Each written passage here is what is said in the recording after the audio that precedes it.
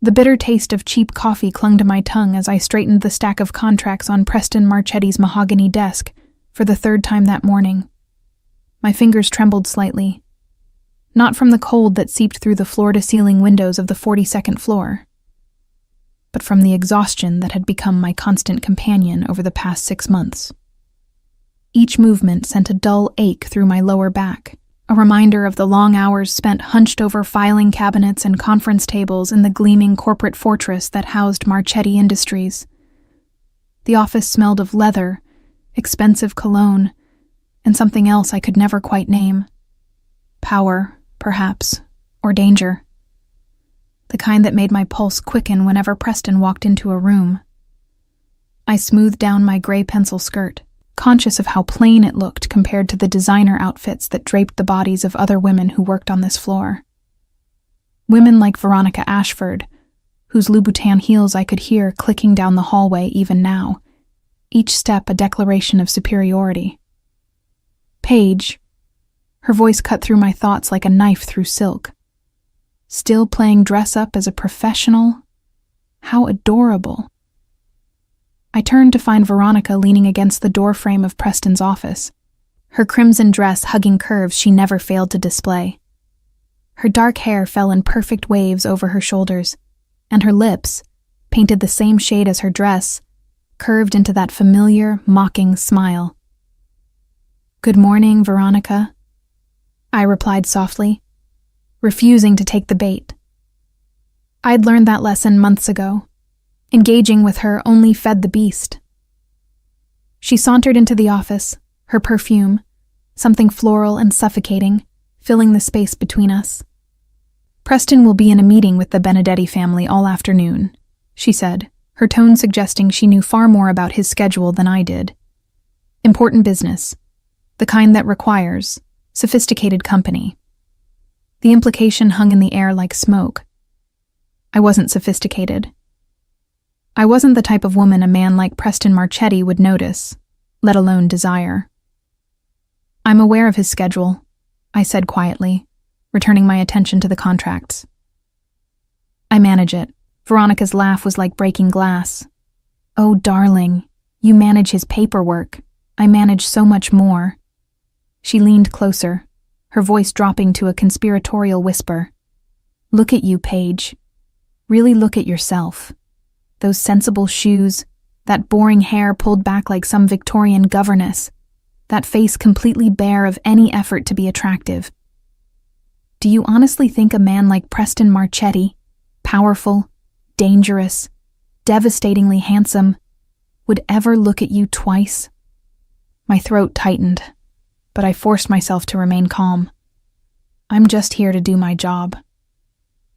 "And thank God for that," Veronica said, straightening, "because he would never kiss you, never touch you, never see you as anything more than the little mouse who files his papers and fetches his coffee. You're invisible to him, sweetheart, and you always will be." The words landed like physical blows, each one finding its mark in the vulnerable spaces I tried so hard to armor, because part of me, the part I kept locked away in the darkest corner of my heart, feared she was right. I'd been working as Preston's executive assistant for 6 months, ever since graduating from business school with honors and a mountain of debt. The job paid well, far better than anything else I'd been offered, but it came with a price. Preston Marchetti wasn't just the CEO of a legitimate import-export empire. Everyone knew he was something else entirely, something dangerous. The rumors circulated through the office like whispered prayers: money laundering, connections to organized crime families across the East Coast, meetings that ended with people disappearing. But I'd never seen evidence of any of it. All I saw was a man who worked longer hours than anyone else, who never asked me to do anything illegal, who sometimes looked at me with an intensity that made my breath catch. Or maybe I imagined that. Maybe Veronica was right, and I was just a plain, invisible girl who let herself believe in fairy tales. The door to the private elevator opened with a soft chime, and my heart stuttered. Preston Marchetti filled the doorway in the way only he could, not just with his physical presence, though he was tall and broad-shouldered, his tailored suit emphasizing every line of muscle beneath Italian wool. No, it was something more. An aura of absolute authority that made even the air seem to bend around him. His dark hair was swept back from a face that could have been carved from marble, all sharp angles and strong lines, with eyes so dark they appeared black in certain lights. At 35, he commanded empires both legitimate and otherwise, and everyone in his orbit knew better than to cross him. "Mr. Marchetti," Veronica purred, her whole demeanor transforming. She straightened, chest out, smile bright and inviting. "I was just reviewing the Benedetti meeting details with Paige." Those dark eyes swept over Veronica with the kind of assessment one might give to a mildly irritating insect. "Were you?" It wasn't a question. His voice was a low rumble, the kind that seemed to vibrate through your chest. Then his gaze moved to me and something shifted. His expression softened almost imperceptibly, a change so subtle that anyone else might have missed it. But I'd spent months studying every micro-expression that crossed that face, learning to read the storm beneath the surface. "Miss Hayes." He nodded once. "The contracts?" "Ready for your signature, sir." I gestured to the neat stack on his desk, proud that my voice didn't shake. "I've flagged the sections that require immediate attention and cross-referenced with the legal team's notes." Something flickered in his eyes. Approval. Appreciation. Efficient as always. He moved past Veronica as if she weren't there, his attention fixed on the documents. "Clear my schedule for the next hour. I need to review these without interruption." "Of course, sir." I pulled out my phone to send the necessary messages. "That includes you, Miss Ashford," Preston said, not looking up from the first contract. His tone was polite, but final. Veronica's smile faltered. "But I thought—" "Now, please." Steel wrapped in velvet. I watched Veronica's face transform from seductive confidence to barely concealed fury in the space of a heartbeat. Her eyes met mine, and the message was clear. This isn't over. "Of course, Mr. Marchetti." She swept from the office, heels clicking an angry staccato against the marble floor. The silence that followed was thick, broken only by the distant hum of the city below, and the soft rustle of papers as Preston reviewed the contracts. I should have left. He'd asked for privacy, but my feet remained rooted to the plush carpet. "You can stay, Miss Hayes." He still hadn't looked up. "I may have questions about the Thompson acquisition." My pulse quickened. "Yes, sir." I moved to the chair across from his desk, settling into the buttery leather as he read. The afternoon light streaming through the windows cast shadows across his face, highlighting the sharp line of his jaw, the intensity of his concentration. My gaze traced the strong column of his throat, where it disappeared into his crisp white collar, the way his long fingers held the papers with casual confidence. "Stop it," I told myself. Veronica's words echoed in my mind. "Look at you. He would never kiss you." "Your analysis of the Thompson financials was impressive," Preston said suddenly, his eyes lifting to meet mine. "The discrepancies you caught in their third-quarter reports, my legal team missed those entirely." Heat flooded my cheeks. I'm good with numbers." "You're better than good." He set down the contract, leaning back in his chair. For a moment, he simply looked at me, and I felt exposed under that penetrating gaze. "You graduated top of your class, turned down offers from Goldman Sachs and Morgan Stanley to work here. Why?" The question caught me off guard. In 6 months, he'd never asked me anything personal. The opportunity seemed unique. His lips curved into something that wasn't quite a smile. "You mean dangerous?" "I mean unique," I repeated, holding his gaze despite every instinct screaming at me to look away. Something sparked in those dark eyes. Interest, perhaps, or amusement. "Most people are afraid of me, Miss Hayes. You included, I suspect." But you show up every day, do exceptional work, and never once have you looked at me the way Veronica Ashford does." My mouth went dry. "And how does she look at you?" "Like I'm a prize to be won."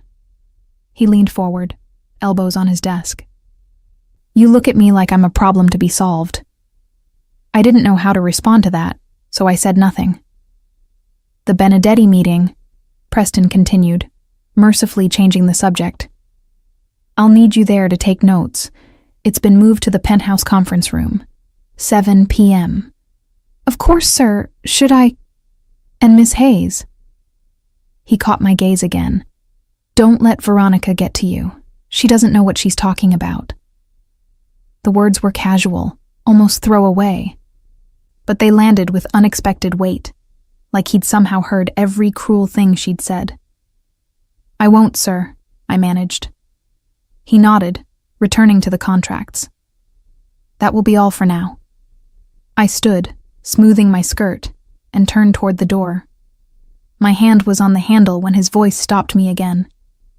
"Paige." My first name. He'd never used it before. I looked back. He was watching me with an expression I couldn't decipher, something complex and layered beneath that controlled exterior. "Thank you," he said quietly, "for the work you do. It doesn't go unnoticed." My heart hammered against my ribs. "Thank you, sir." As I returned to my desk in the outer office, I pressed my fingers to my burning cheeks, trying to steady my breathing. Through the glass walls, I could see Preston bent over the contracts again, utterly focused. And I wondered, not for the first time, but with a dangerous new hope, if maybe Veronica was wrong after all. The afternoon passed in a blur of emails, phone calls, and the constant low-grade anxiety that preceded any meeting with the Benedetti family. Everyone whispered about them. Old money, old power, the kind of connections that made even Preston tread carefully. At 6:30, I gathered my laptop and notepad, changed into the spare blazer I kept in my desk drawer, and touched up my lipstick, a rare concession to vanity that I immediately regretted. What was I doing? Trying to look pretty for a meeting with dangerous men, trying to prove Veronica wrong. The penthouse conference room was on the 45th floor, accessible only by a private elevator that required Preston's keycard.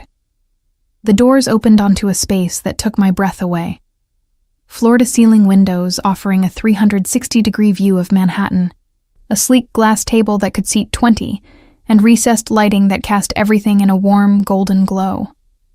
Preston was already there, jacket off, shirt sleeves rolled to his elbows in a way that should have looked casual, but somehow only emphasized his power.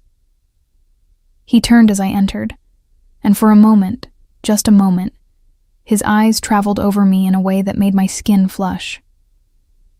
"Miss Hayes." Back to formality. "Set up at the far end. You'll take minutes, but stay quiet unless I ask you a direct question.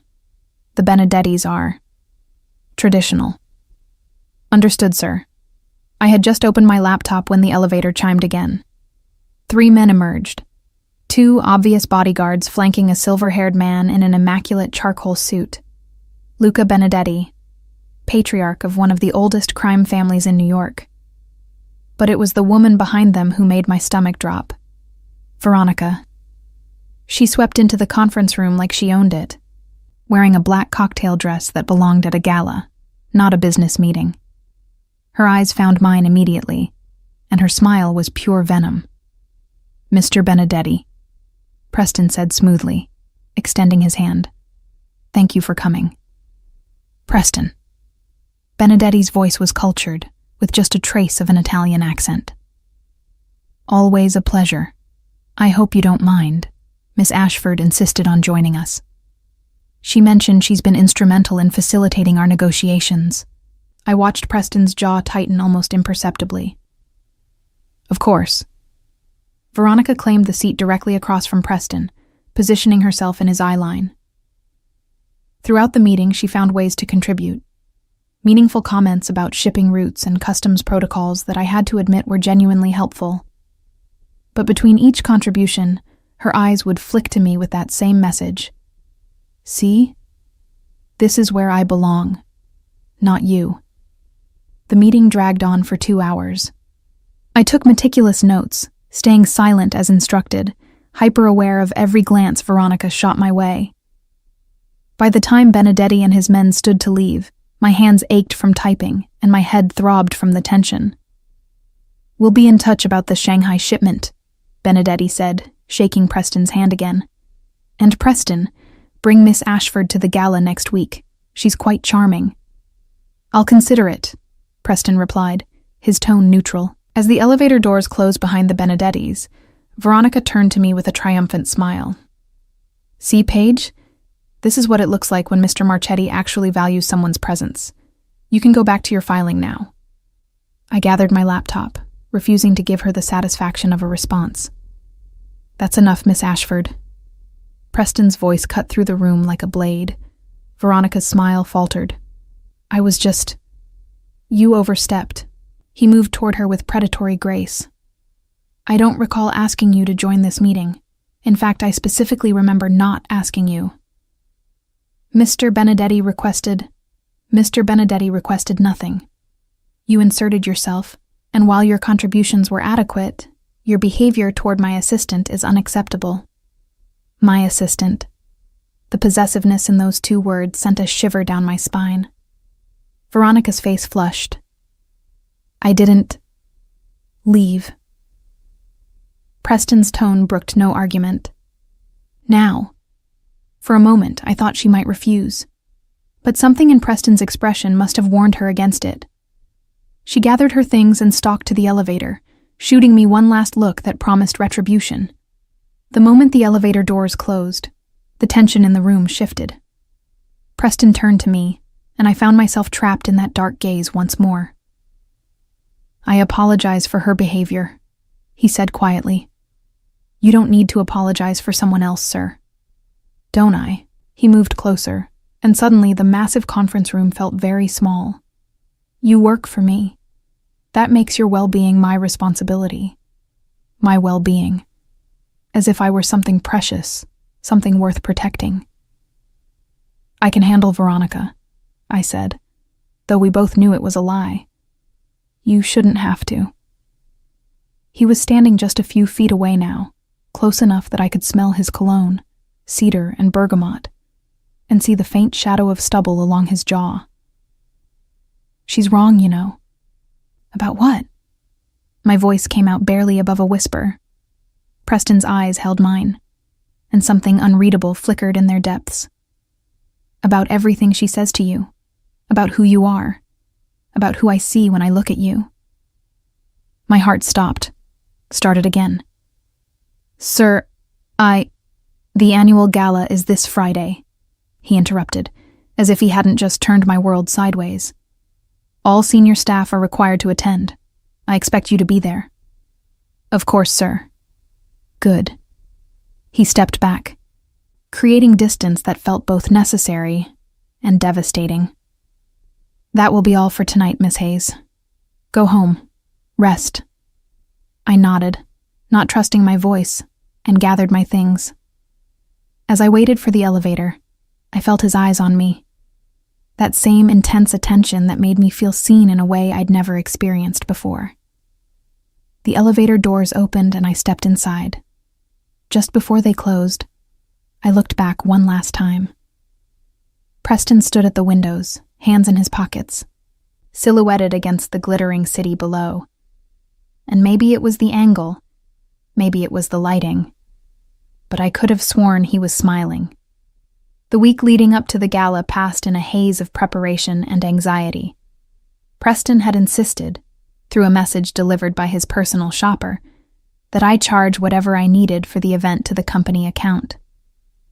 The gesture was kind, but it felt dangerously intimate, like he was dressing me himself. I'd settled on a simple emerald dress from Bloomingdale's, elegant but understated, with a modest neckline and sleeves that covered my arms. Looking at my reflection the evening of the gala, I hardly recognized myself.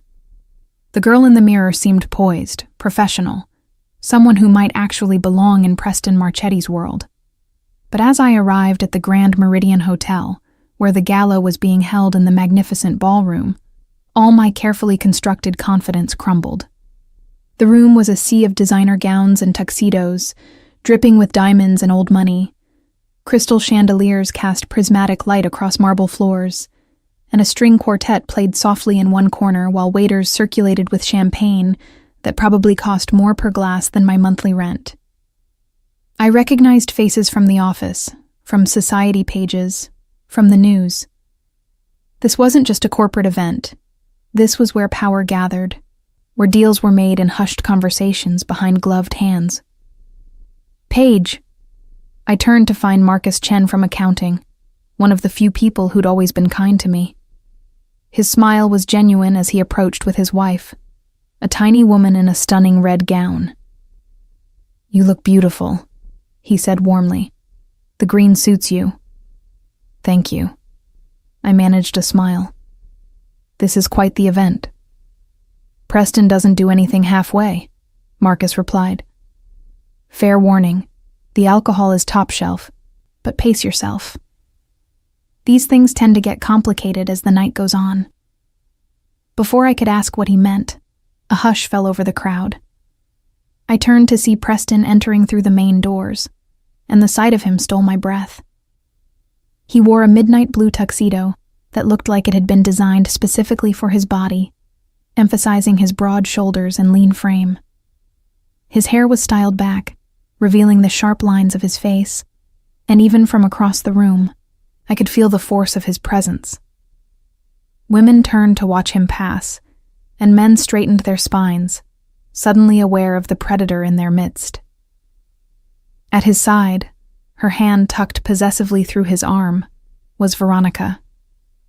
She wore a blood-red gown that clung to every curve, a daring slit revealing her leg to mid-thigh, and her dark hair was swept up to showcase the diamond earrings that caught the light with every movement. She looked like sin personified, and she knew it. My stomach twisted. Of course Preston would bring her as his date. "Don't let it get to you," Marcus murmured beside me. "Benedetti practically ordered Preston to bring her tonight. It's all political theater." But it didn't feel like theater when Veronica leaned close to whisper something in Preston's ear, when his lips curved into a polite smile, when they moved through the crowd together like royalty. I accepted a glass of champagne from a passing waiter and downed half of it in one gulp. "Easy there," Marcus cautioned.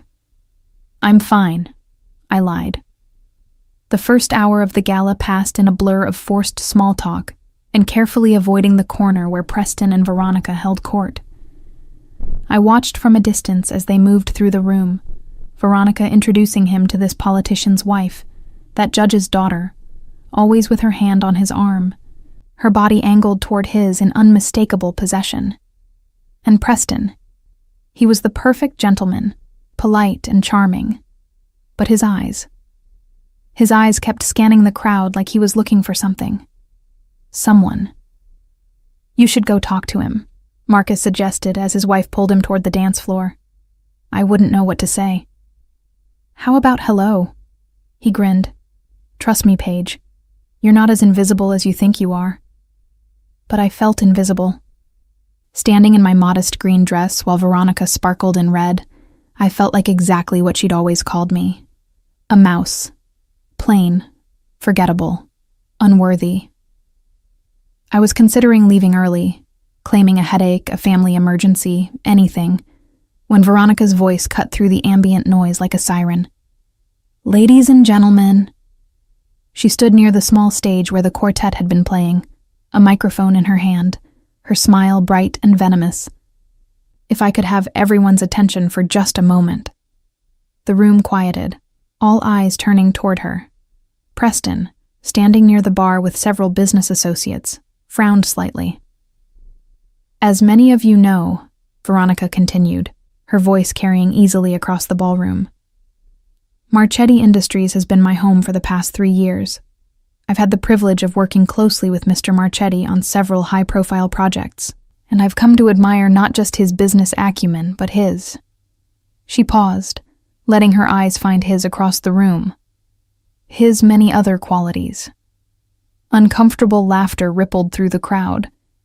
This wasn't a professional announcement. This was something else entirely. So I wanted to take this opportunity, Veronica said, to publicly thank those who make this company great. The secretaries who file our papers, the accountants who balance our books, Her gaze swept the room until it landed on me, and her smile sharpened. The assistants who fetch our coffee and believe they're indispensable. My face burned. Several people had followed her gaze and were now looking at me with expressions ranging from pity to amusement. Some people, Veronica continued, her voice dripping with false sweetness, seem to think that doing a job competently entitles them to aspirations beyond their station. They look at men like Preston Marchetti and actually believe, can you imagine? That they might have a chance. The laughter was louder now, cruel. My hands clenched around my champagne glass so tightly I thought it might shatter. Look at her, Veronica said, and now she was pointing directly at me. Sweet, mousy little page in her department store dress, clutching her glass like it's a life raft. Do you know what she does? She fantasizes. She daydreams. She actually thinks, that's enough. Preston's voice cut through the ballroom like thunder. The room went silent. Every eye turned from Veronica to Preston, who was walking toward the stage with the kind of controlled fury that made people step back instinctively. Miss Ashford, he said, his tone deadly calm. I suggest you put down the microphone and leave. Now. Veronica's confidence faltered, but she recovered quickly. That same false smile plastered on her face. I was just having a bit of fun, Preston. Surely you can appreciate... I appreciate nothing about publicly humiliating my staff. He'd reached the stage now, and though his voice remained level, the threat beneath it was unmistakable. You have 30 seconds to remove yourself from this event before I have security do it for you. You can't be serious. Veronica's laugh was high and brittle. For her? For that plain little nobody who... Preston plucked the microphone from her hand with one smooth motion and handed it to the stunned bandleader. Then he turned back to Veronica, and even from where I stood, I could see the ice in his eyes. 20 seconds. Veronica looked around the room, perhaps expecting support, perhaps expecting someone to laugh with her. But the crowd had gone completely silent, and the only sound was the rustle of expensive fabric and the click of a woman's heels as she fled down a side hallway. Preston watched her go, then turned to address the crowd. I apologize for the disruption. Please continue enjoying your evening. The quartet started playing again, tentative at first, then with more confidence. Conversations resumed, though many were clearly about what had just happened. I stood frozen, champagne glass still clutched in my hand, my face burning with humiliation despite Preston's defense. I needed to leave. Now. I set down my glass on a nearby table and turned toward the exit, but a hand caught my wrist before I could take more than 3 steps. Where do you think you're going? Preston's voice was low, meant only for me. Home, I managed, not looking at him. I shouldn't have come. Veronica was right. I don't belong here. His grip on my wrist tightened slightly. Look at me, Paige. It wasn't a request. Slowly, I raised my eyes to meet his, and what I saw there made my breath catch. Not pity, not embarrassment. Anger, yes, but not directed at me. And something else. Something that looked almost like possession. You belong wherever I say you belong, he said quietly, his thumb brushing across the inside of my wrist where my pulse hammered against my skin. And right now, I say you belong with me. Preston, dance with me. My eyes widened. What?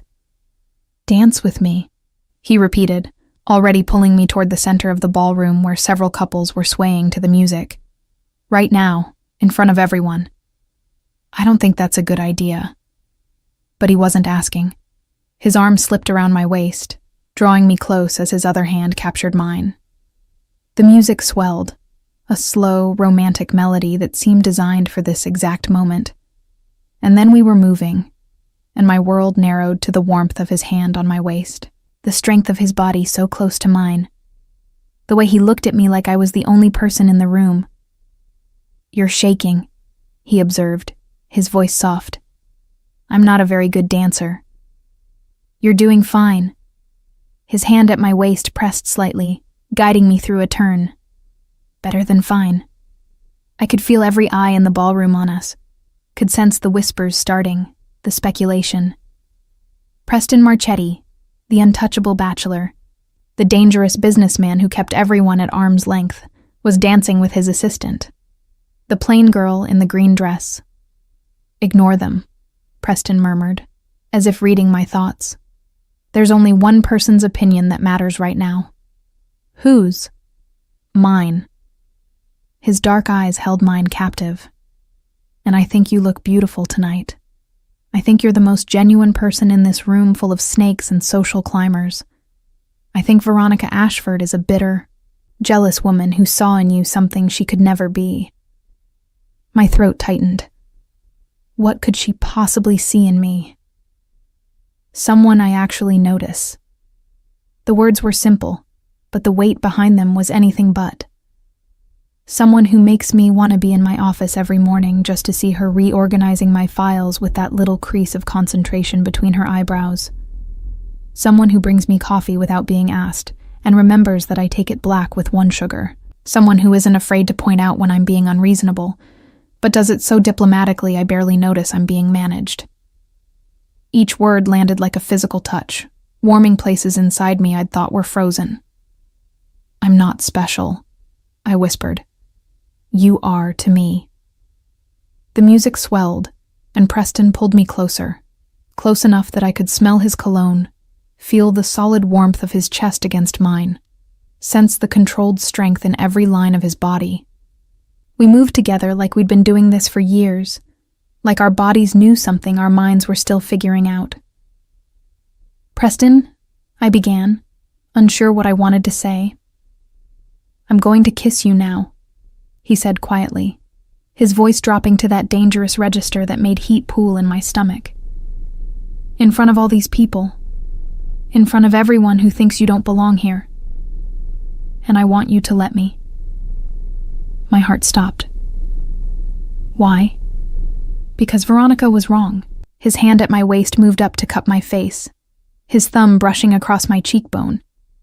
She said I would never kiss you, never touch you, never see you as anything more than the girl who files my papers.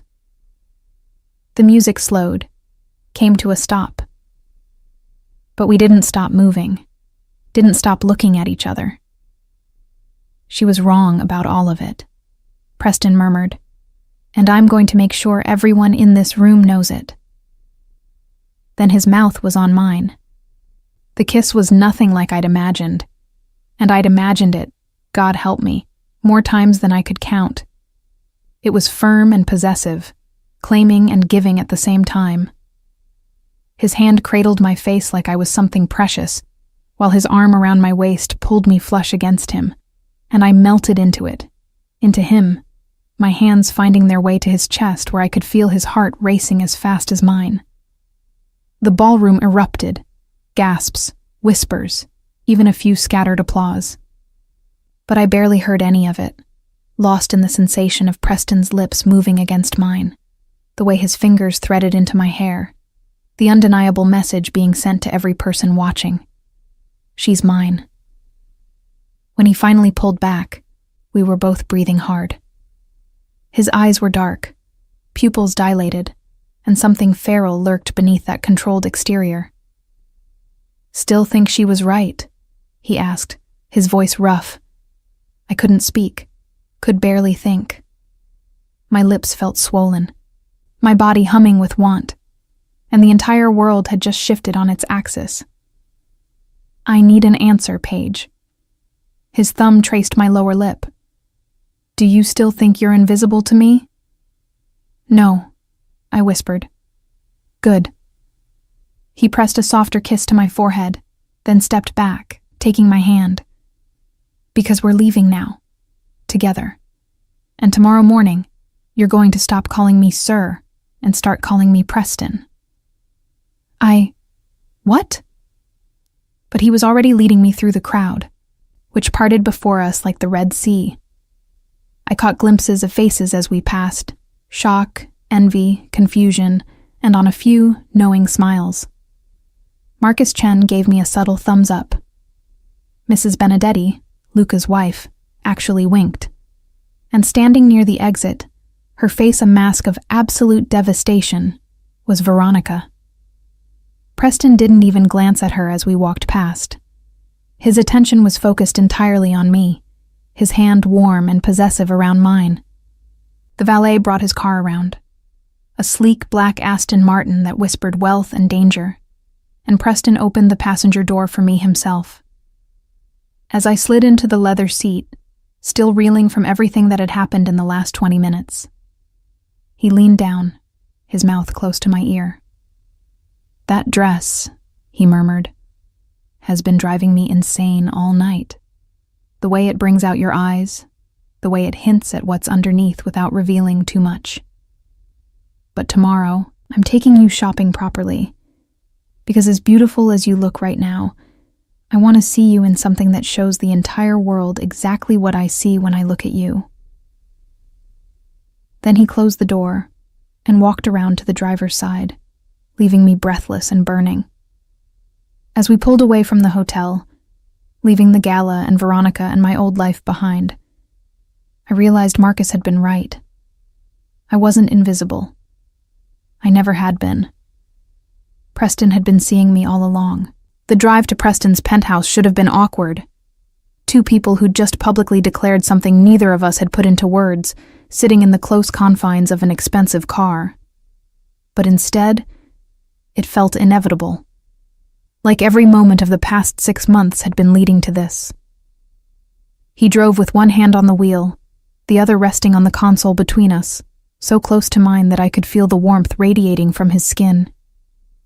The city lights streaked past the windows, painting everything in watercolor blues and golds. "You're thinking too hard," Preston observed, his voice cutting through my spiraling thoughts. "I'm just processing. Regretting?"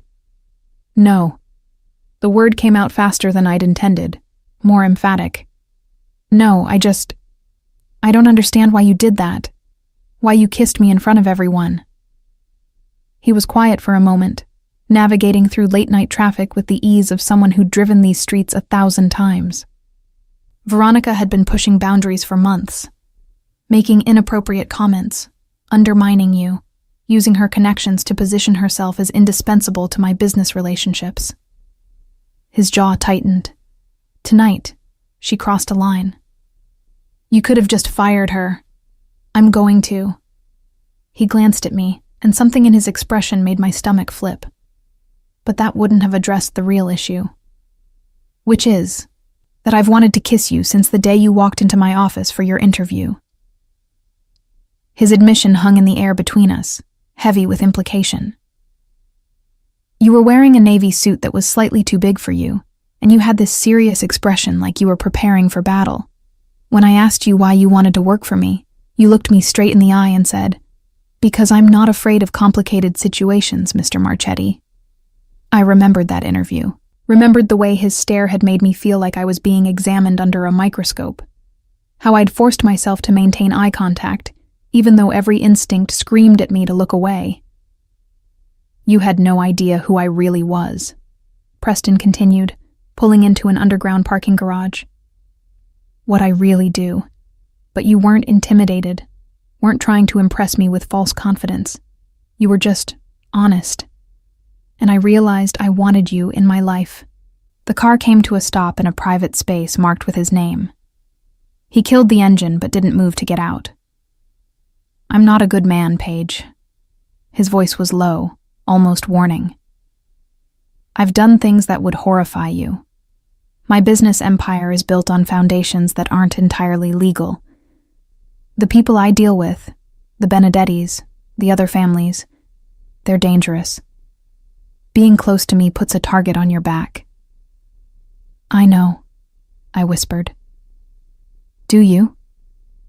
He turned to face me fully now, and in the dim light of the parking garage, his features looked carved from shadow. Because there's a difference between suspecting something and knowing it, between rumors and reality. Then tell me the reality. For a long moment, he just looked at me, as if deciding how much truth I could handle. Then he sighed, the sound heavy with resignation. My family has been involved in organized crime for 4 generations. My great-grandfather came to America from Sicily with nothing but connections to the old families. He built an empire, restaurants, importing, real estate, all legitimate on the surface. But underneath? He shook his head. Money laundering, protection rackets, strategic violence when necessary. My heart hammered, but I forced myself to stay still, to listen. My father tried to legitimize everything, spent 30 years slowly transitioning the family business into something legal. But you can't wash away that much blood, can't erase that many debts and alliances. When he died and I inherited all of it, the legitimate holdings and the shadow empire. Is that what the Benedetti meetings are about? I asked. Partially. Luca Benedetti and my father were associates. Not friends, but bound by mutual respect and profitable arrangements. I've been working to honor those agreements while simultaneously extracting myself from the more illegal aspects of the business. He ran a hand through his hair, disrupting the perfect styling. It's a tightrope walk. Move too fast, and I insult people who don't take insults lightly. Move too slow, and I remain complicit in things I find unconscionable. What things? His eyes met mine, and I saw something raw there. Guilt, perhaps, or shame. Things I won't burden you with. Not tonight. But you're telling me this because if you're going to be in my life, truly in my life, you need to know what that means. You need to understand that the kiss tonight wasn't just about putting Veronica in her place. It was a declaration. Everyone at that gala now knows you're under my protection, which means you're also a target for anyone who wants to hurt me. The weight of his words settled over me like a heavy coat. This wasn't a fairy tale. This was real, dangerous, complicated. I should be terrified, I said slowly. I should probably run as far from you as possible. Yes, but I'm not going to. Something fierce and possessive flashed in his eyes. Why not? I thought about the past 6 months, the way Preston had always been unfailingly respectful, never crossing lines despite the electricity that crackled between us.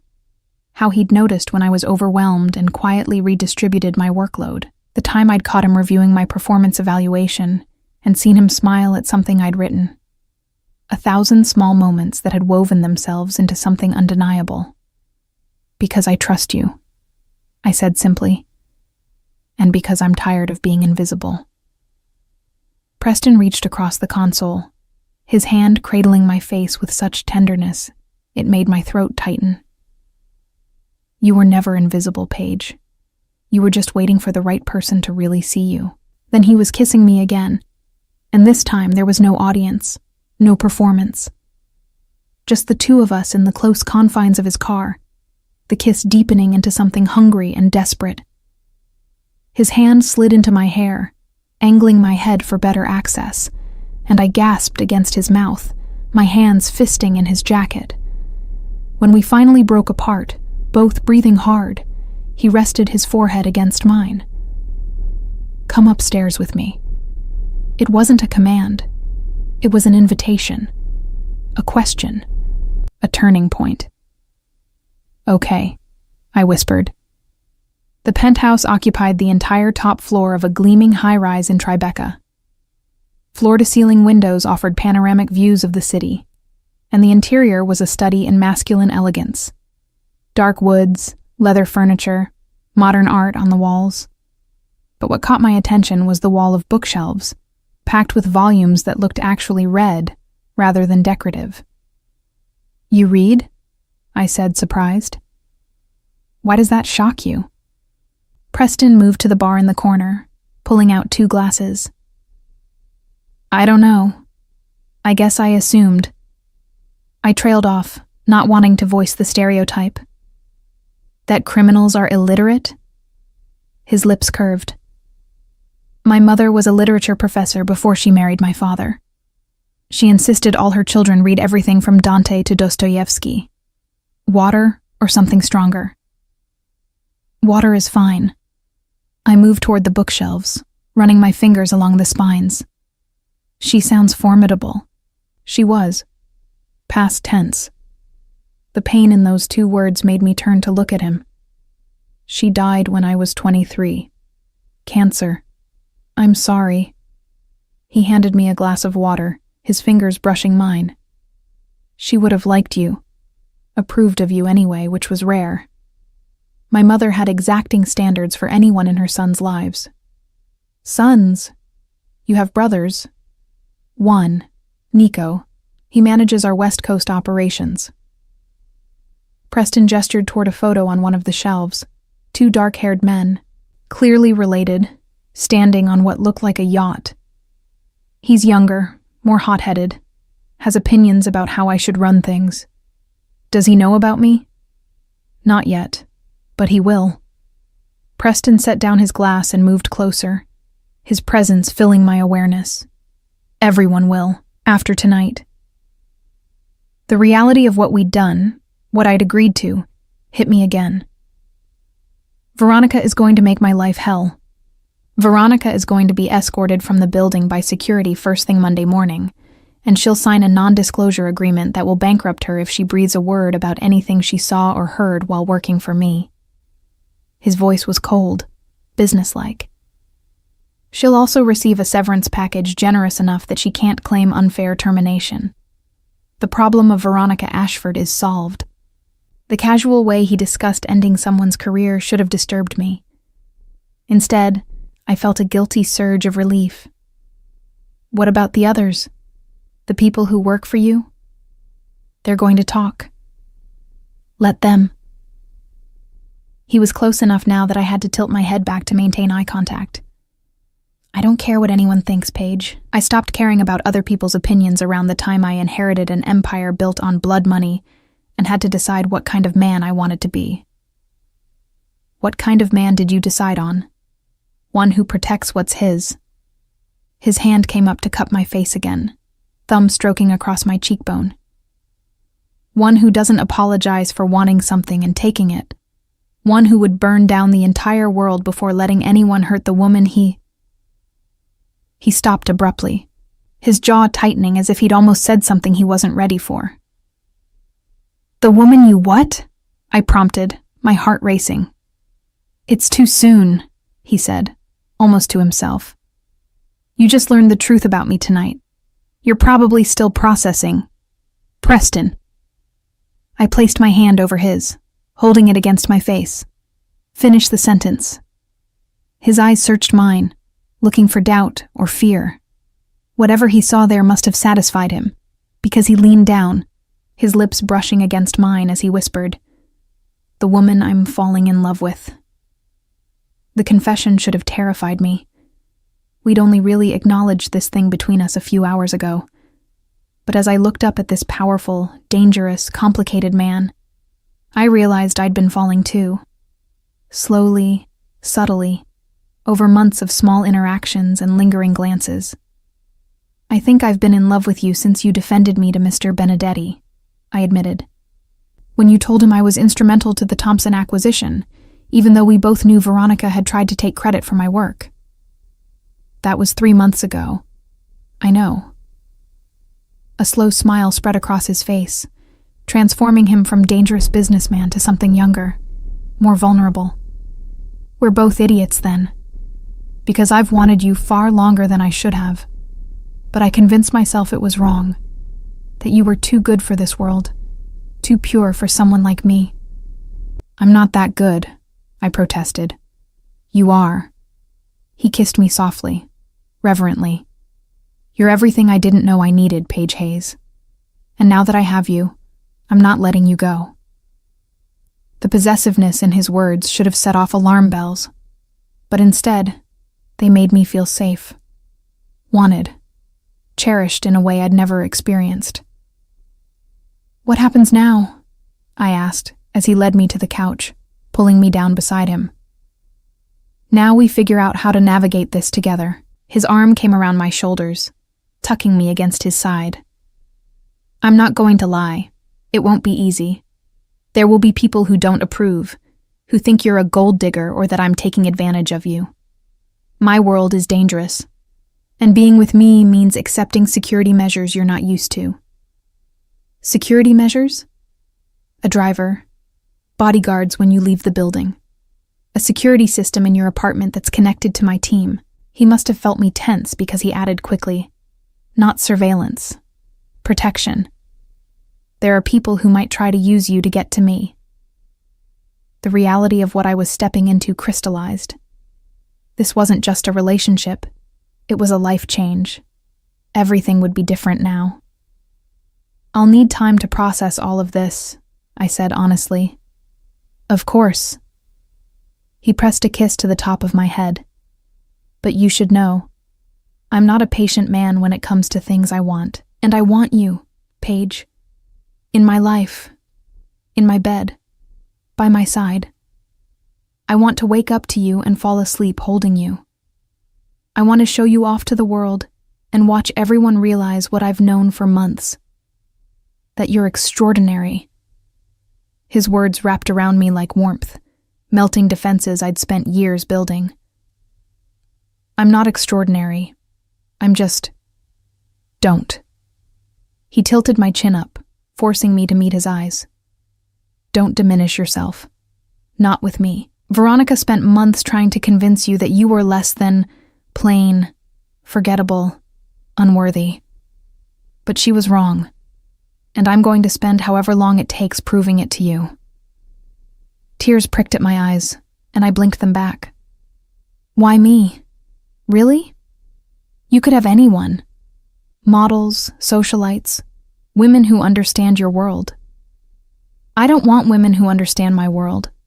I want the woman who looked at me like I was a problem to be solved rather than a prize to be won. I want someone who stays late organizing files because she cares about doing the job well, not to impress me. I want you, Paige, exactly as you are. The sincerity in his voice undid me. I leaned up and kissed him, pouring everything I couldn't say into it. Gratitude, desire, the tentative beginning of love. He responded immediately, his arms tightening around me, the kiss deepening into something claiming. When we finally broke apart, both breathless, he rested his forehead against mine. Stay tonight. Not for anything more than sleep. I'm not going to rush you. But stay. Let me hold you. It was the vulnerability beneath the request that decided me. Okay. He showed me to his bedroom, a massive space dominated by a king-sized bed and more windows overlooking the glittering city. He lent me one of his shirts to sleep in, and when I emerged from the bathroom wearing it, the look on his face was almost reverent. You're stunning, he said simply. We lay together in the darkness, my head on his chest, his arms wrapped securely around me. Through the windows, I could see the city that never slept, a million lights representing a million lives, all of them existing in a different world from the one I'd just entered. Preston? I whispered. Thank you for tonight, for defending me, for seeing me. His arms tightened. Always, Paige, I'll always see you. As I drifted toward sleep, safe in the arms of a dangerous man who'd somehow become my sanctuary, I thought about Veronica's cruel words. Look at you. He would never kiss you.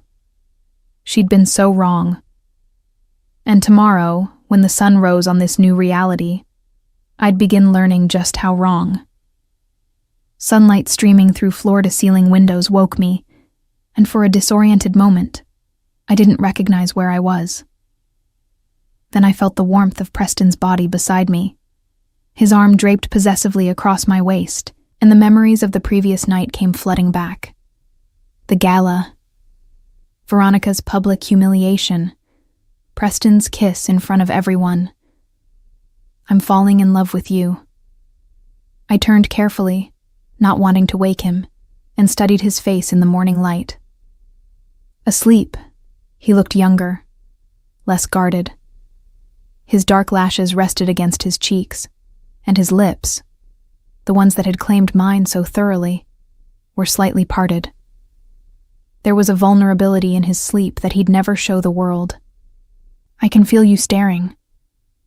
His voice was rough with sleep, but his eyes remained closed. Heat flooded my cheeks. I wasn't. You were. Now his eyes opened, dark and warm with amusement. And I like it. Good morning, Paige. The intimacy of waking up beside him, of hearing his morning voice, made my stomach flutter. Good morning. He pulled me closer, nuzzling into my neck. Did you sleep well? Better than I have in months, actually. Good. He pressed a kiss to my shoulder, because you're never sleeping anywhere else from now on. The casual assumption should have bothered me, but instead it sent a thrill through me. That's very presumptuous, Mr. Marchetti. Preston, he corrected, his hand sliding up my side in a way that made me shiver. And yes, it is. But I meant what I said last night. I want you here. With me. I have an apartment. A lease. Which will break. Or keep and use for storage. I don't care. He propped himself up on one elbow, looking down at me. I'm not letting you go back to that neighborhood, Paige. It's not safe, especially not now that you're publicly connected to me. The reminder of reality intruded on our private bubble. About that, what happens on Monday, at the office? Preston's expression grew serious. Monday. Veronica will be gone by the time you arrive. HR will make an announcement about her departure. Personal reasons, they'll say. You'll continue as my assistant, but we'll need to discuss boundaries. Boundaries? Professional ones. He traced a finger along my jawline.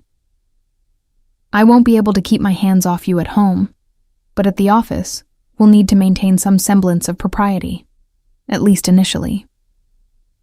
So we're pretending this isn't happening? No, everyone knows now. But there's a difference between people knowing and rubbing it in their faces every day. We need to give the gossip time to die down, establish a new normal. I nodded, understanding the logic even if I wasn't entirely comfortable with it. And outside the office? Outside the office, you're mine. Publicly, obviously, possessively mine. His voice dropped to that dangerous register. Starting with dinner at Benedetti's restaurant tonight. My eyes widened. You're taking me to meet Luca Benedetti? He already knows about you. The kiss at the gala wasn't exactly subtle. Preston smiled slightly.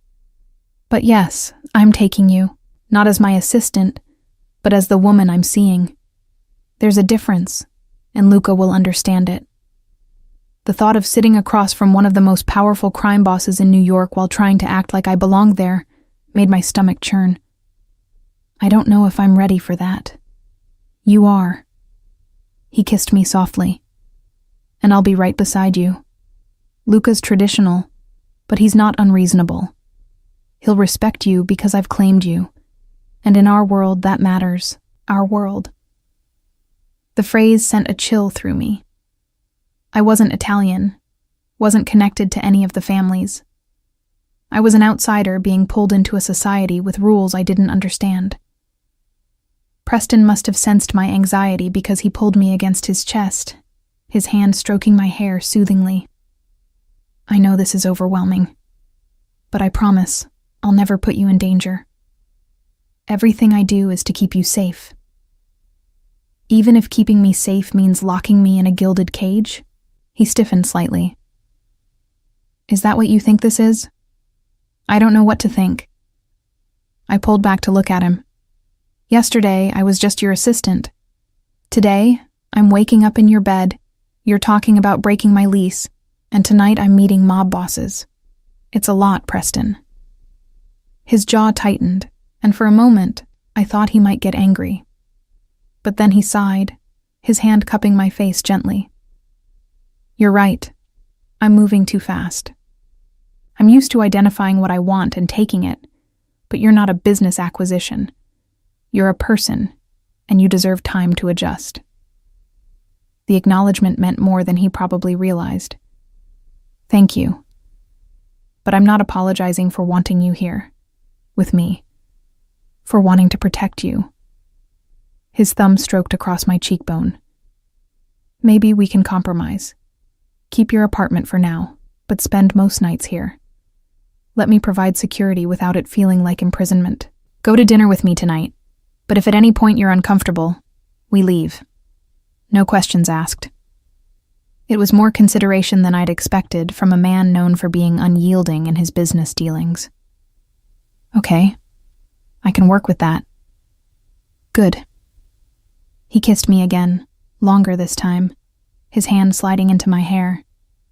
When we finally broke apart, he smiled against my lips. Now, breakfast. I make excellent omelets. You cook? Don't sound so surprised. My mother insisted all her children know their way around a kitchen, said it made us appreciate the people who cooked for us. Watching Preston Marchetti, feared businessman and member of an organized crime dynasty, cook breakfast in his state-of-the-art kitchen while wearing nothing but pajama pants was surreal. He moved with the same confidence he brought to everything else, cracking eggs one-handed and dicing vegetables with professional precision. You're staring again, he noted, not looking up from the pan. Can you blame me? This is not what I expected when I woke up this morning. What did you expect? I don't know. Maybe for last night to have been a dream. He glanced at me, his expression serious. Regrets already? No. I moved to sit at the kitchen island watching him work. Just adjusting. I can understand that. He slid a perfectly folded omelet onto a plate and set it in front of me, along with fresh fruit and toast. Eat. We have a lot to discuss before tonight. The food was delicious, and we ate in comfortable silence for a few minutes before Preston spoke again. There are some rules you need to know, not mine, the family's, traditions and expectations that govern how our world operates. I set down my fork, giving him my full attention. First, loyalty is paramount. If you hear something in a conversation, at a dinner, in a meeting, you never repeat it. Not to friends, not to family if you have any you're close to, not to anyone outside our immediate circle. Like attorney-client privilege. Exactly. Second, respect the hierarchy. In any gathering, there's an order. Who sits where, who speaks when, who leaves first. It's subtle, but important. Watch me. Follow my lead. I nodded, taking mental notes. Third, and this is crucial. His eyes bored into mine. If anyone ever approaches you when I'm not there, anyone claiming to have a message for me, or offering to help you with something, you walk away and call me immediately. Attempts to access me through you will be made. Some will be genuine. Most will be tests or traps. The reality of what I was stepping into crystallized further. This isn't just about dining at fancy restaurants and wearing expensive clothes, is it? No. He reached across the island to take my hand. It's about navigating a world where appearance and reality are often very different. Where a friendly conversation might be an attempt to gather intelligence.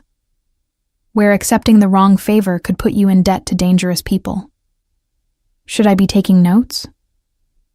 A ghost of a smile crossed his face. You'll learn. I'll teach you. And you have something most people in this world lack. Genuine innocence. That's actually an asset. People will underestimate you, won't see you as a threat. Use that. The idea of using anything, of being strategic in my interactions, felt foreign. But I was beginning to understand that survival in Preston's world required more than just keeping my head down and doing good work. "What about Veronica?" I asked. "Is she going to be a problem?" Preston's expression hardened. "She's been dealt with.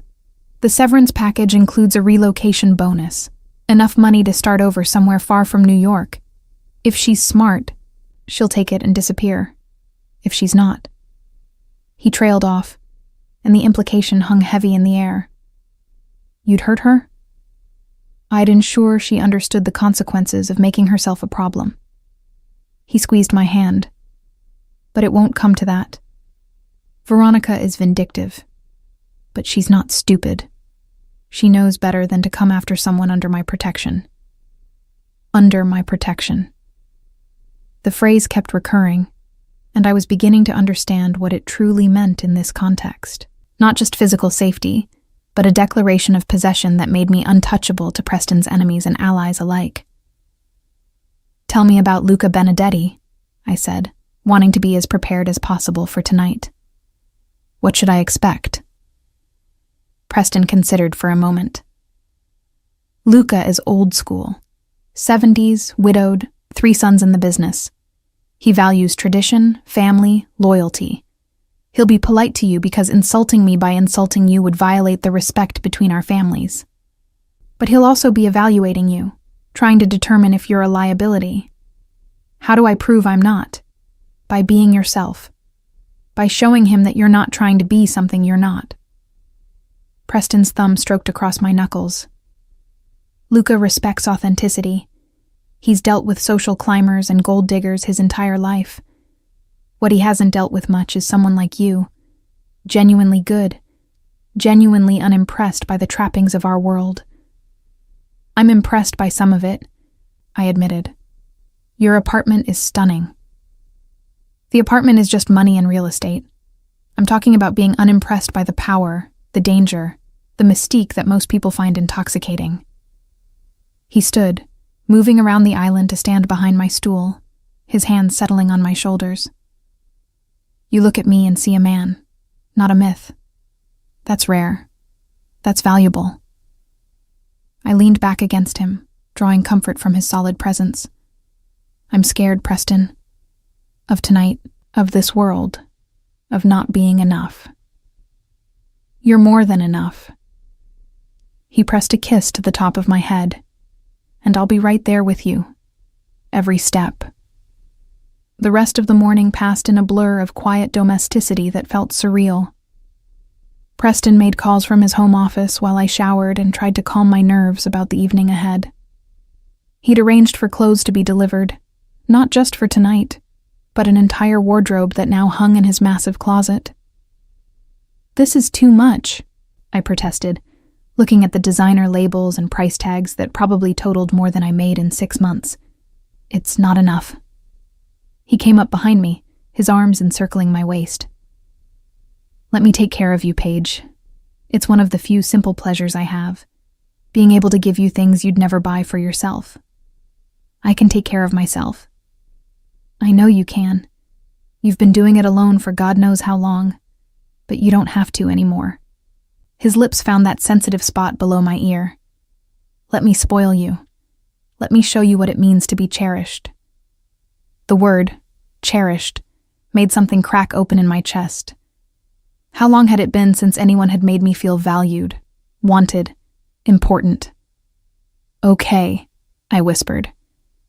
"But don't expect me to stop being practical just because you're throwing money at me." His laugh was low and warm. "I wouldn't dream of it. Your practicality is one of the things I love about you." Love. He'd said it again, more casually this time, like it was a fact he'd long accepted. And maybe he had. Maybe while I'd been fighting against my feelings for him, afraid of being hurt or rejected, he'd already made his choice. At 6 p.m., Preston emerged from his bedroom in a midnight blue suit that made him look like sin personified. His hair was styled back, his jaw freshly shaved, and the watch on his wrist probably cost more than a car.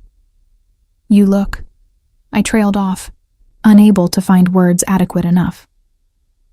"Presentable." His eyes swept over me, and the heat in them made my breath catch. I wore a black dress he'd selected, elegant, sophisticated, with a neckline that showed just enough skin to be interesting. "You, on the other hand, look devastating. Luca won't know what hit him." "I'm terrified." "Good."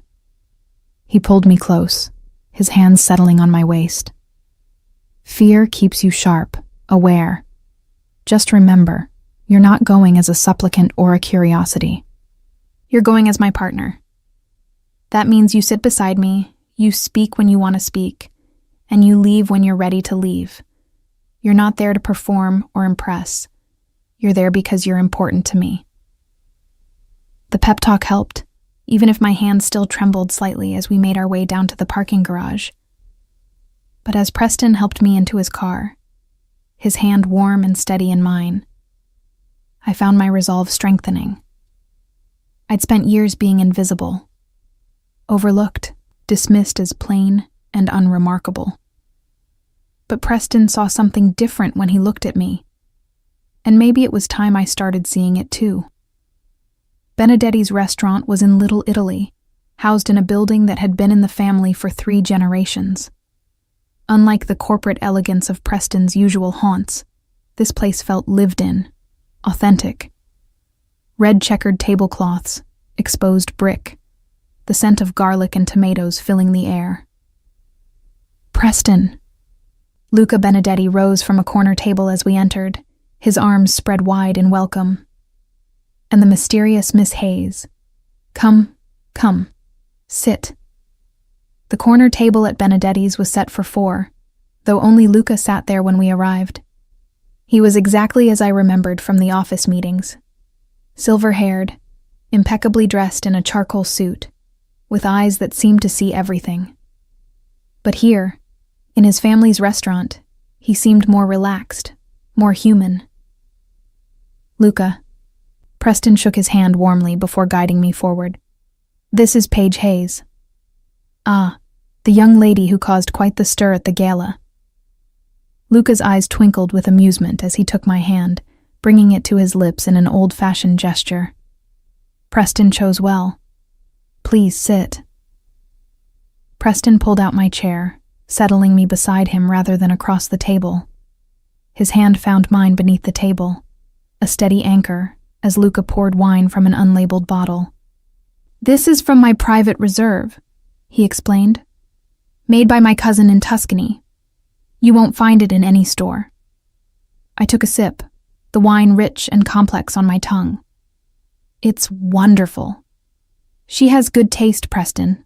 In wine and in men, apparently." Luca's smile was genuine. "I must apologize for Veronica's behavior at the gala. She was there at my wife Sophia's insistence. Sophia thought she'd be useful for business relations. We didn't realize how inappropriate she'd become." "It's been handled," Preston said simply. "Yes, I heard. Severance package and a one-way ticket to California, no?"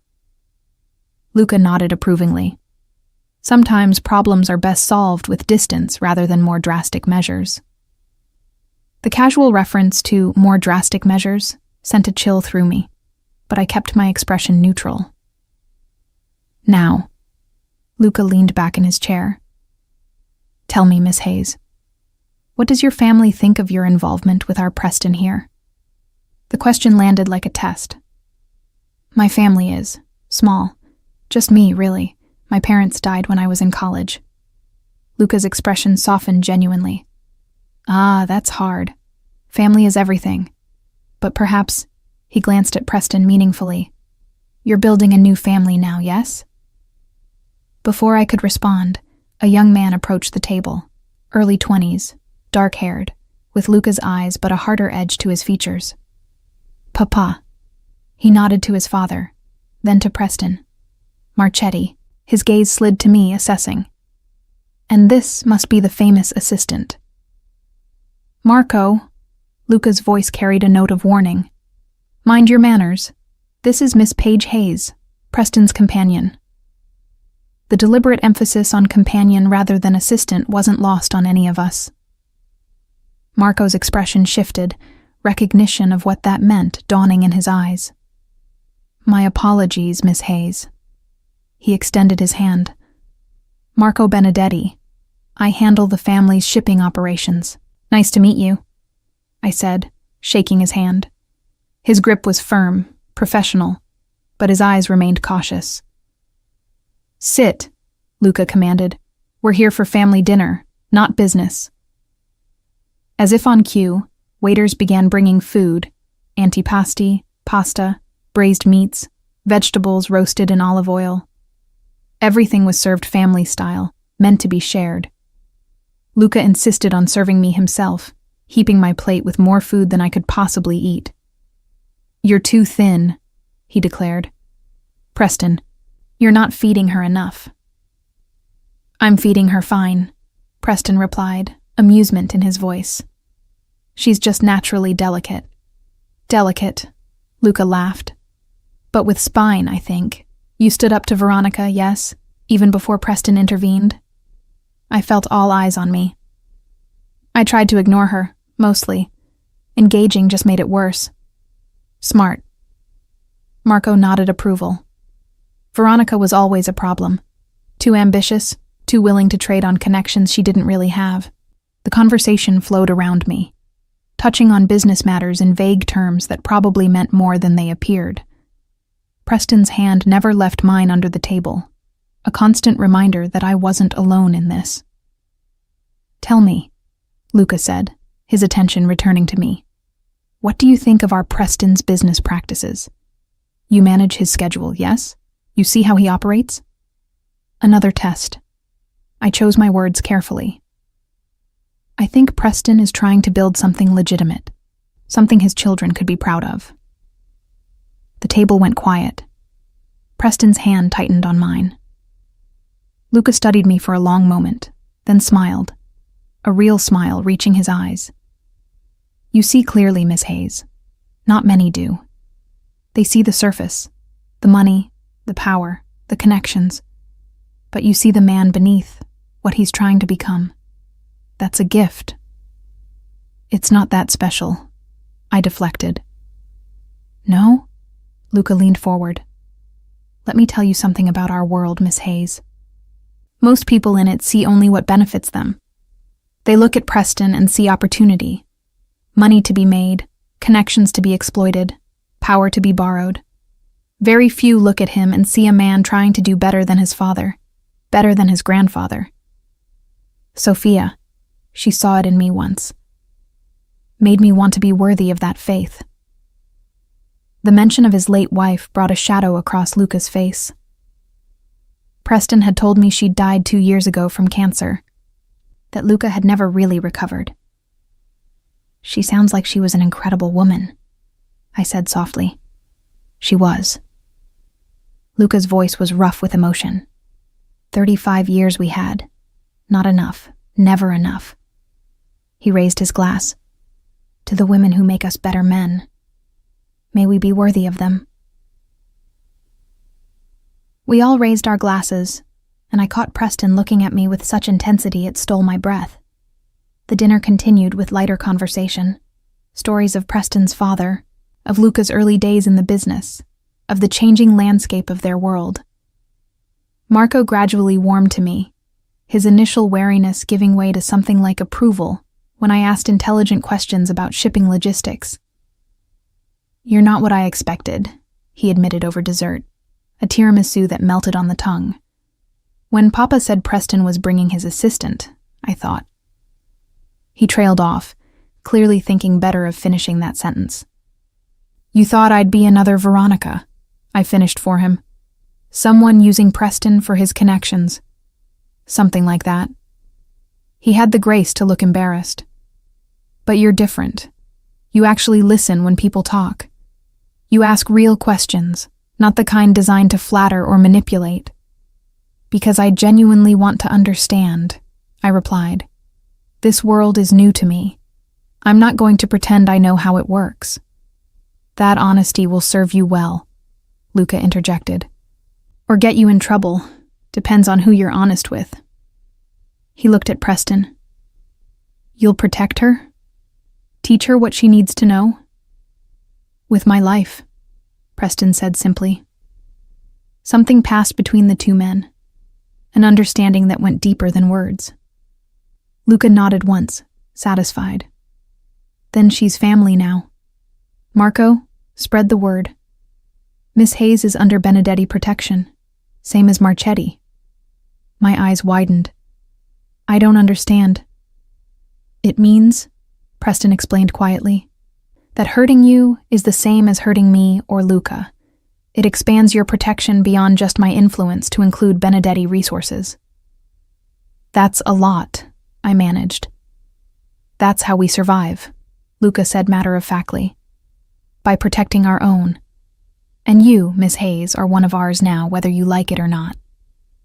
As we left the restaurant hours later, my head spinning with wine and information, Preston pulled me close. That went better than I expected, he murmured. Luca giving me family protection. That's a big deal, isn't it? It's everything. Preston opened the car door for me. It means you're truly safe, not just from my enemies, but from anyone who might think of you as leverage. Should I be flattered or terrified? Both. He slid into the driver's seat beside me, but mostly grateful. Luca doesn't extend that protection lightly. He genuinely likes you, Paige. Sees you as good for me. Am I? Good for you? Preston's hand found my face, cradling it gently. You're the best thing that's happened to me in years. You make me want to be the man you see when you look at me. I just see you, I whispered. Preston. Not the business, not the danger. Just you. He kissed me then, deep and claiming, and I melted into it, into him. When we finally broke apart, he rested his forehead against mine. Come home with me. Stay. I didn't bring clothes for work tomorrow. We'll stop by your apartment, get what you need, or buy new. I don't care. I just want you with me. The possessiveness should have bothered me. Instead, it made me feel valued, wanted in a way I'd never experienced. Okay. We stopped by my tiny studio, Preston's eyes widening slightly at just how small and bare it was, and I grabbed enough clothes for a few days. As I looked around at my modest possessions, I felt the last threads of my old life beginning to fray. You don't have to give this up completely, Preston said, reading my expression. Keep it if it makes you feel secure. But we both knew the truth. I was already gone from this life, pulled into Preston's orbit with a force I couldn't resist.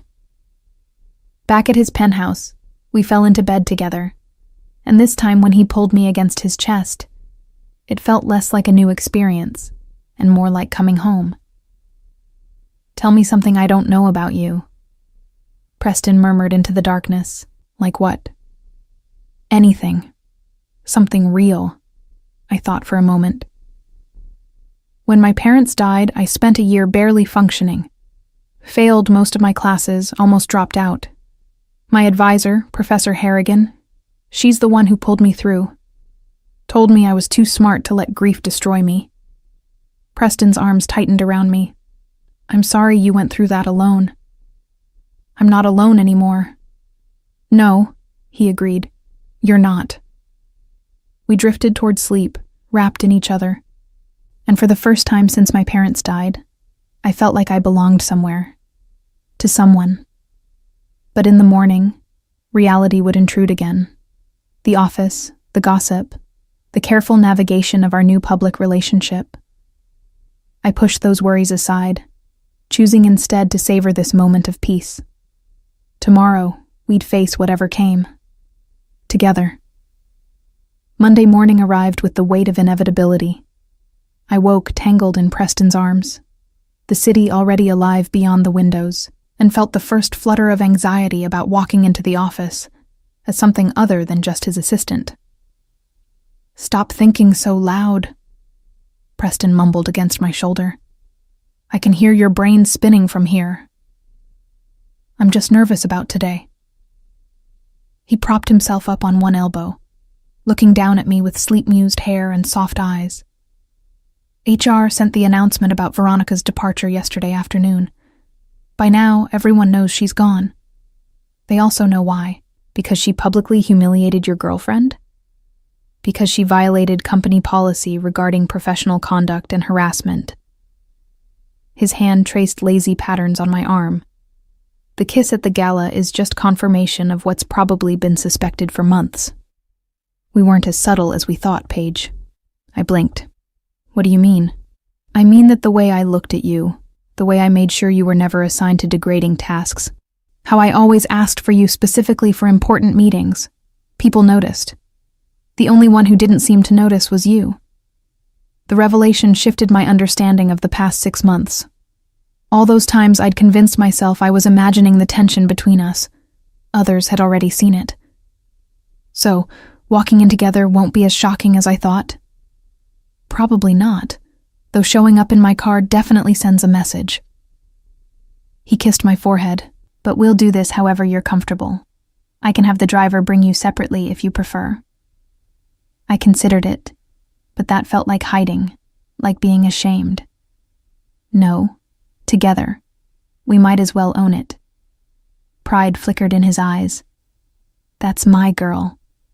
My girl. The casual possessiveness should have set off alarm bells. Instead, it made warmth bloom in my chest. The office greeted us with barely concealed stares and whispered conversations that stopped abruptly when we passed. Preston kept his hand at the small of my back as we rode the elevator up, a silent declaration of solidarity. When the doors opened on the executive floor, I half expected Veronica to be there, ready for one final confrontation. But her desk sat empty, already cleared of personal items, her name placard gone from the door. That was fast, I murmured. I wanted all traces of her gone before you arrived, Preston explained.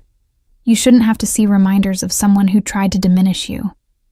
His thoughtfulness, especially about something so small, made my throat tight. Thank you. Always. He guided me toward his office, but paused at my desk. I've asked HR to post the position Veronica held. We need someone to handle external relations.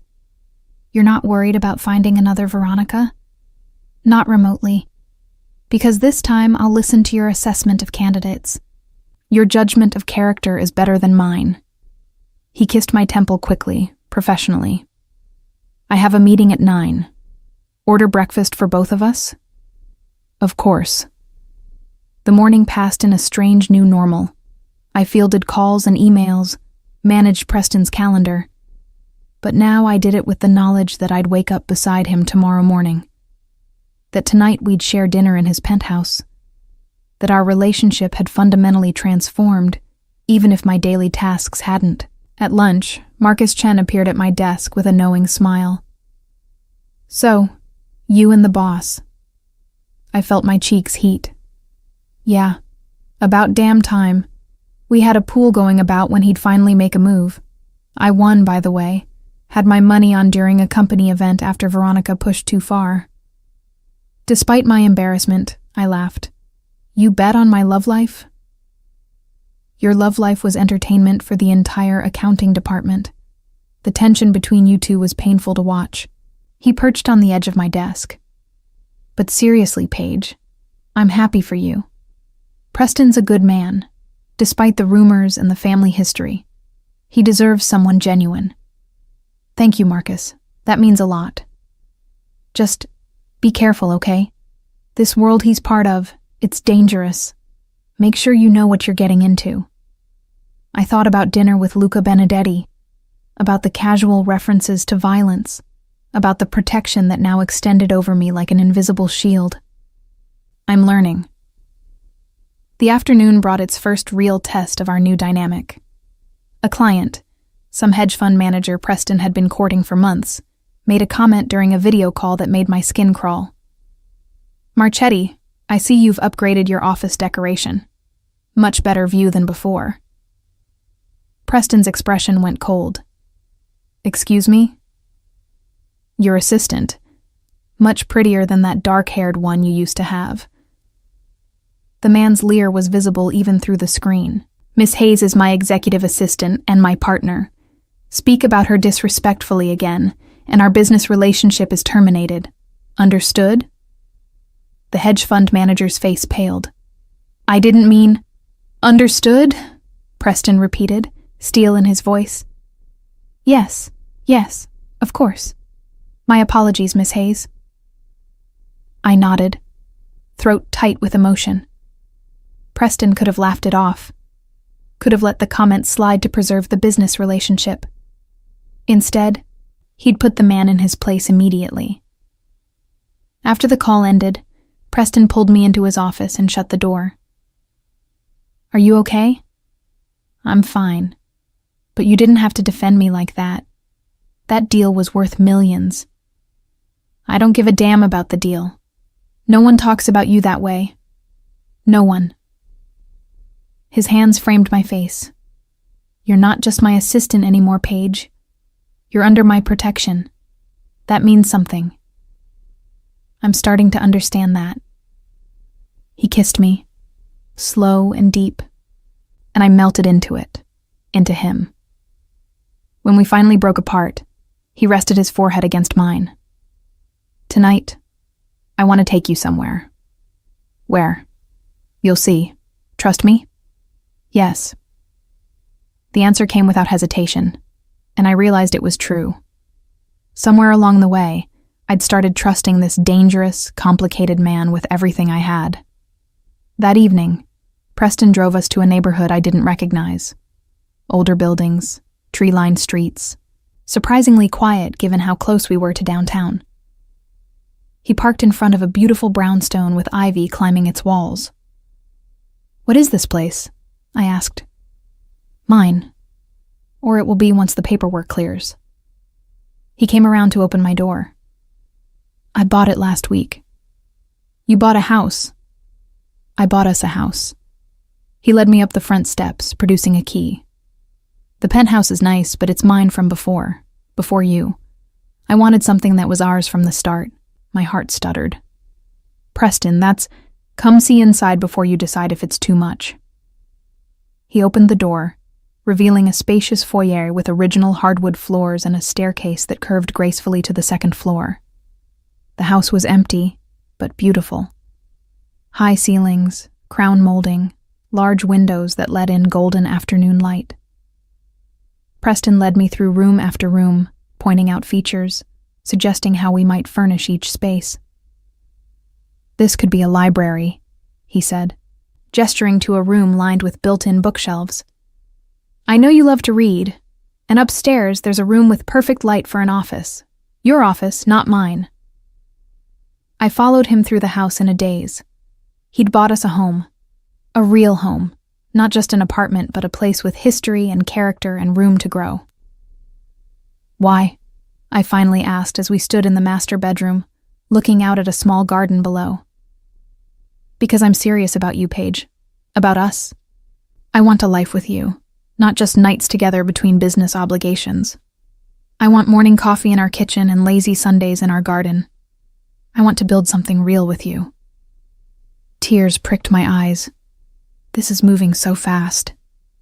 Too fast? I looked around the empty bedroom, imagining it filled with furniture, with our belongings, with the life we'd build together. No, not too fast, just right. He pulled me against his chest, and I felt him exhale with relief. I was terrified you'd think I was crazy, that buying a house after less than a week together was insane. It probably is insane, I admitted, but I don't care. We spent an hour wandering through the house, planning and dreaming. Preston pointed out where he wanted to put a piano. I'll learn for you. And I suggested converting the basement into a wine cellar, since apparently we're going to be entertaining mob bosses regularly. As the sun set, painting the rooms in shades of gold and amber, Preston pulled me close in what would be our living room. "I love you," he said simply. I should have said it more clearly before. Not falling in love or any hedging. Just, "I love you, Paige Hayes. Completely. Probably have for months." The words landed in my chest, warm and settling. "I love you too, even though this is crazy and probably ill-advised and definitely complicated. The best things usually are." He kissed me, soft and sweet. "Move in with me. Here, once it's ready. Or the penthouse until then. Stop keeping one foot in your old life and jump all the way into this one." It was terrifying. It was too fast. It was everything I'd never let myself want. "Okay. Okay? Yes, I'll move in with you. We'll build a life in this beautiful house, and I'll try not to panic about how quickly everything is changing." His laugh was pure joy. "I'll hold you to that." We made love that night in the empty house, on a blanket Preston had grabbed from his car, christening the space that would become our home. And afterward, lying in his arms with city sounds drifting through open windows, I felt something I hadn't experienced since before my parents died. Complete, unshakable certainty that I was exactly where I belonged. "No more looking back," Preston murmured against my hair. "Only forward. Together." "Together," I agreed. And somewhere in the city, Veronica Ashford boarded a plane to California, leaving behind the life she'd tried to build. Leaving behind the man she'd wanted but could never have, because she'd never understood what he actually valued. Not power, or beauty, or connections. Just genuine human connection. Love. Trust. All the things she'd mocked me for being, plain, honest, unglamorous, had turned out to be exactly what Preston wanted. What he'd been searching for without knowing it. "Look at you," she'd said cruelly. "He would never kiss you." But she'd been wrong. So devastatingly, completely wrong. Preston had kissed me, claimed me, loved me. And in doing so, he'd shown me that I'd never been invisible at all. I'd just been waiting for someone who knew how to really see.